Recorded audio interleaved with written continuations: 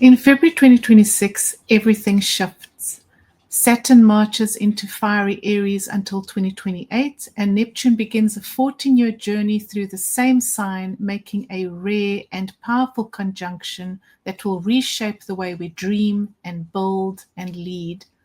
In this video, I'm going to break down what this cosmic union really means for you, your path, your purpose, and your next chapter, which is going to really feel like a new book. Yes, the collective is about to experience major shifts, but today we're going to zoom in on your personal transformation and how to work with this once-in-a-lifetime energy. Welcome to my channel. If you're new here, I'm Yolanda. I am a Western tropical astrologer and coach, and I've been reading charts for over 20 years now. Okay, so we are going to begin by talking about Saturn and Neptune, respectively, a short lesson on these powerful archetypes. And then we're going to look at the chart for the Saturn-Neptune conjunction on the 20th of February 2026. And then I'm going to give you forecasts for your sun and rising sign, but as affirmations. So it's not these in-depth forecasts, but certainly guiding forecasts, guidance for you. Okay, let's dive in. Okay, so the Saturn and Neptune conjunction in Aries. This conjunction is exact on the 20th of February. Neptune enters Aries in January, and then Saturn follows Neptune in February. Okay, so let's begin with Saturn. The keywords for Saturn are boundaries, contraction, limitation, and effort. And Saturn desires to make things real and tangible. So Saturn really is concerned with reality. He needs to use his own resources. He needs to feel appreciated. And if you want to look at where you've got Saturn in your birth chart, you will realize that that placement, the house in which you find Saturn, describes these areas where you are experiencing or have experienced contraction or limitation, and where you've had to put in extra effort or really hard work, a lot of hard work. Now, Saturn rules Capricorn and Aquarius, so he is in domicile in these two signs, Capricorn and Aquarius. He's exalted in Libra, he's in detriment in Cancer, and in his fall in Aries. Now, this means that when Saturn moves into Aries, he's going to be in a weakened state. In other words, not in a very strong position. Because Aries is the sign opposite the sign of his exaltation. So Saturn is definitely not going to be too happy in Aries. And Aries, by the way, is ruled by Mars. Why is he not comfortable in Aries, you may ask? It's because Aries is hot and dry and of that nature, and Saturn is of the nature of cold and dry. Okay, so Saturn's positive expression, when we use our Saturn, okay, remember that Saturn is not only a planet out there, Saturn resides within you. So when we use our Saturn positively, we are cautious and disciplined and prudent and responsible, reliable, patient, and we put in the work, okay? Saturn works. We have to put in the work. This is how we manifest anything. We can't just dream about something. We can't just fantasize and keep it in our minds. We have to actually apply ourselves. We have to put in the work. The negative expression of Saturn is when we are fearful, cold, defensive, inhibited, mean, rigid, lack of faith, and of course, in a negative state where we just lack positivity and don't believe that anything is possible, because we are, again, going back to what I said, we are not applying ourselves. So yes, we can say that if you are lazy, you are not working with your Saturn in a positive way. Now, before we dive into look at Neptune here, let's also remember where Saturn is astronomically. So the ancient astrologers only worked with the 7 classical planets. They looked at Sun till Saturn, the 7 classical planets: Sun, Mercury, Venus, Mars, Jupiter, and Saturn, and the moon. Okay. The reason for this was that Saturn is visible in the sky. And you can, like if you're like me, if you go outside and look up at the stars and the planets, you can actually see Saturn with the naked eye. So this is a metaphor for what is possible. Because something is visible, it is then, of course, considered real. And we are dealing here with reality and what is possible when we're speaking about Saturn. But when we are speaking about Neptune, things get blurry. Neptune is not visible to the naked eye. We need a telescope to actually see Neptune. And Neptune is one of the outer planets. And actually, at this particular time, because of Pluto's very weird and wonderful orbit around the sun, Pluto has this elliptical orbit. Neptune is actually the planet that is furthermost from the sun, not Pluto, especially at this time. Sometimes Pluto is the furthermost planet, although in essence he's not a planet, he's a trans-Neptunian object. That's a subject for another video. Neptune is the last planet, and so we are talking about the boundaries of our solar system, right? So keywords for Neptune are transcendence, expansion of consciousness, escapism, illusion, interconnectivity. Neptune is really interested in what we would call making like the impossible. Can we bring what we dream into reality? And I think it's the wonderful Caroline Casey who said that Neptune is the planet that lays the tracks of the reality train for Saturn.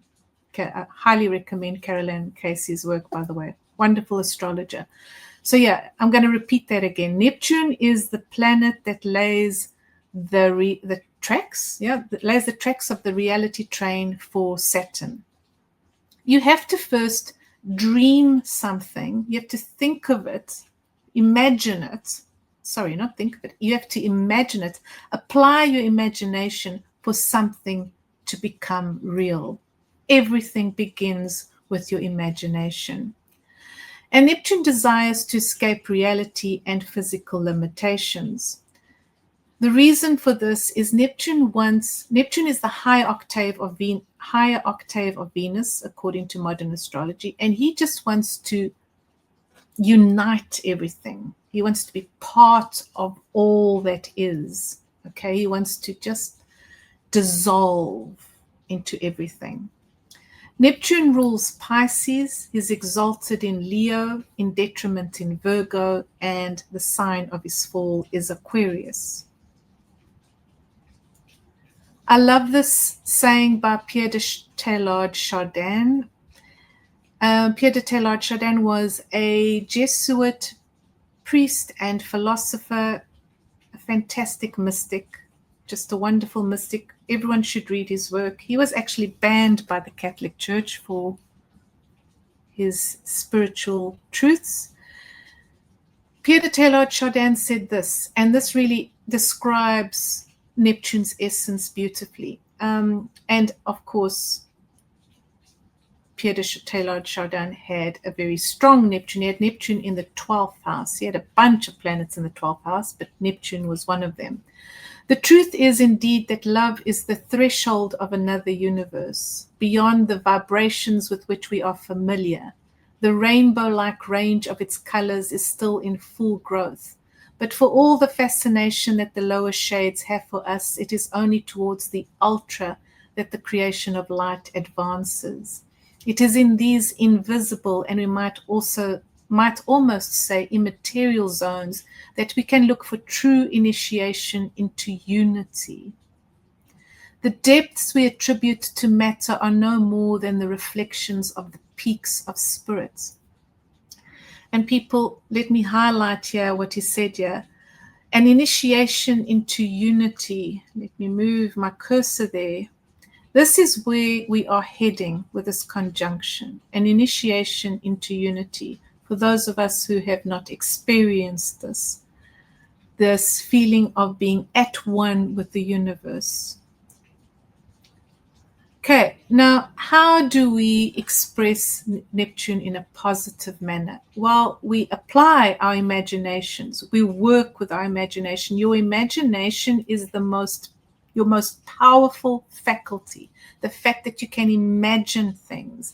Do not let people rob you of your imagination, because this is where we are heading. They are trying to take our imagination away from us. Do not let people take your imagination away from you. Don't let AI come up with ideas constantly for you. You have to imagine things into being. Creativity. When you're creative, when you inspire others, when you're sensitive, visionary, compassionate, when you aim to be loving towards yourself, loving towards others. A negative expression of Neptune is when you're delusional, self-deceptive and deceptive towards others. In other words, lying, when you lie to others, melancholic, self-destructive, evasive, unreliable. Okay. Now, these two, Saturn and Neptune, meet up in the fire sign of Aries. Aries is a cardinal sign, which means that cardinal signs all begin things. They're signs of leadership. They initiate things. So we are talking here about new beginnings, breakthroughs, acceleration, and speed. Now, I have come across other astrologers predicting all kinds of apocalyptic events happening because of this conjunction. Let me just remind you all that Neptune is not concerned with apocalypses or apocalyptic events, but with renaissance. Right? So what we are going to experience is a renaissance, not the end of anything. In a sense, the end of our dream, like our sleeping state, like so many of us have been sleepwalking. So the end of that, so I suppose that's an ending, but certainly it's not going to be apocalyptic as in the end of mankind or anything so drastic. What it is, it's going to be a change in our consciousness. So the Saturn-Neptune conjunction brings together these two archetypes that in essence work against each other, but they need each other.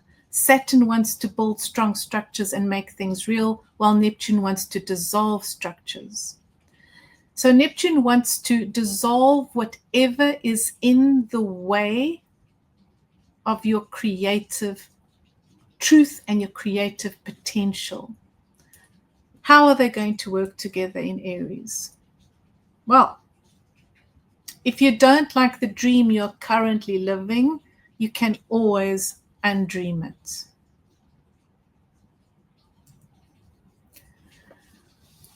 So let's dive into this a little bit more. Let's speak about consciousness, because Aries rules the head, and for a really long time there was this idea that only human beings are conscious beings, and that consciousness resided somewhere in the head area or in our minds. I mean, even when people speak about the mind, they tend to point towards the head. That is not where the mind resides. That's also not where consciousness resides, because consciousness is everything. Consciousness is in everything. Consciousness is everything. All that is conscious. You don't have to take my word for it. You can always go and find out what physicists have uncovered, that even electrons and quarks and atoms, all of that have an element of consciousness in them. There is also an area of philosophy called panpsychism. It's a philosophical view that says that consciousness is a feature of reality. Okay. This ought to say that Hinduism, for example, texts like the Rig Veda have forever been saying, since Hinduism has been around, have always said that everything is conscious and everything is consciousness. If you're interested in what I'm referring to, the concept of Brahman and Atman. Okay. What is your definition of reality is really going to come up next year, if it's not already bouncing around in your head, like, what do I mean by reality? What is my definition?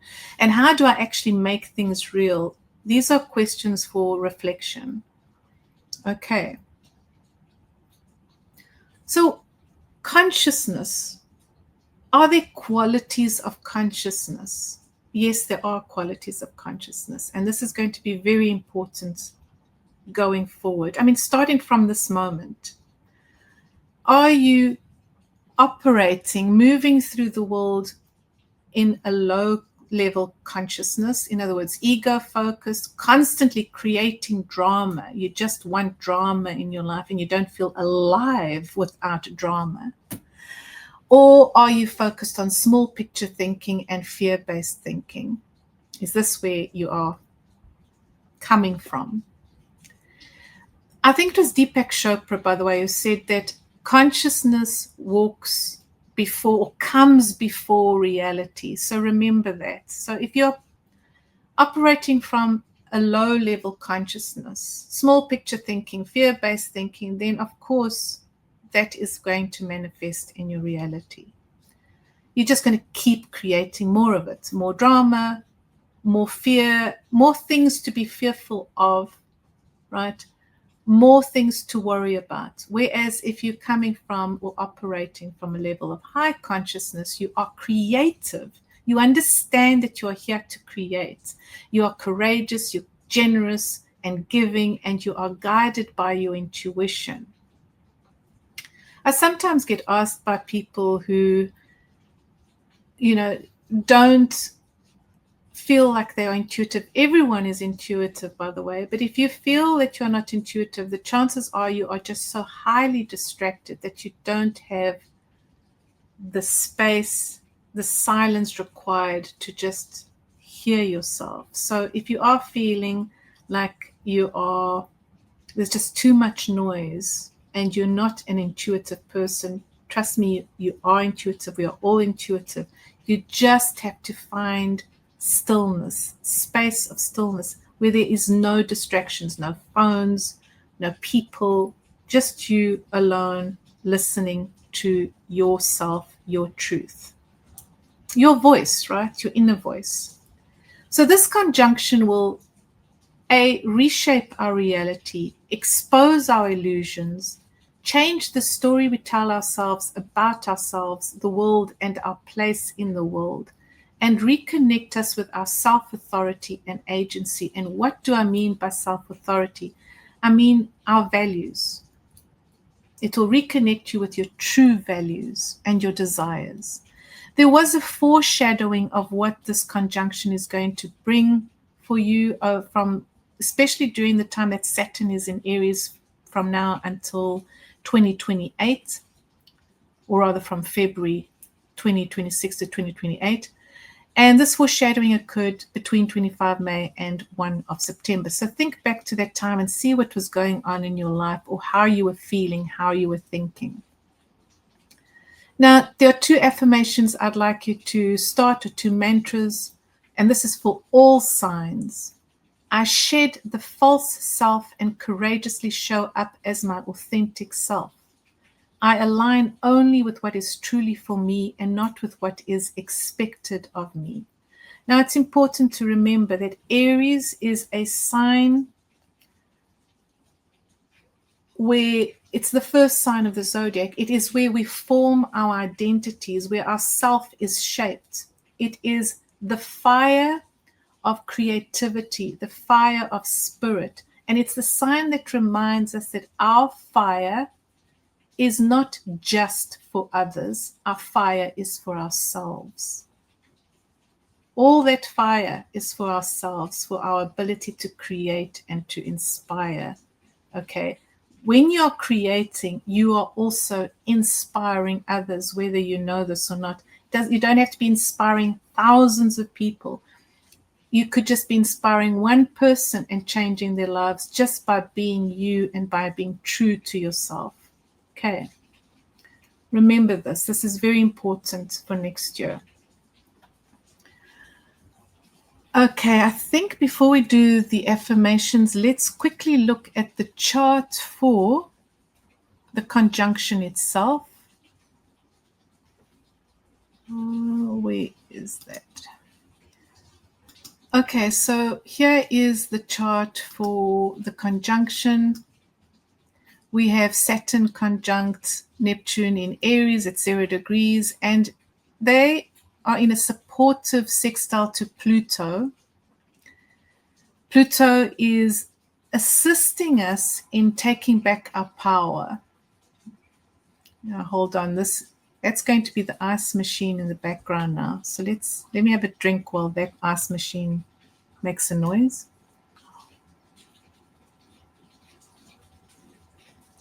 It's taking its time. Okay. So anyway, Pluto is going to assist in us reclaiming our power, reclaiming our voice, reclaiming our creativity. And this reminds me very much of the goddess Athena, that kind of energy.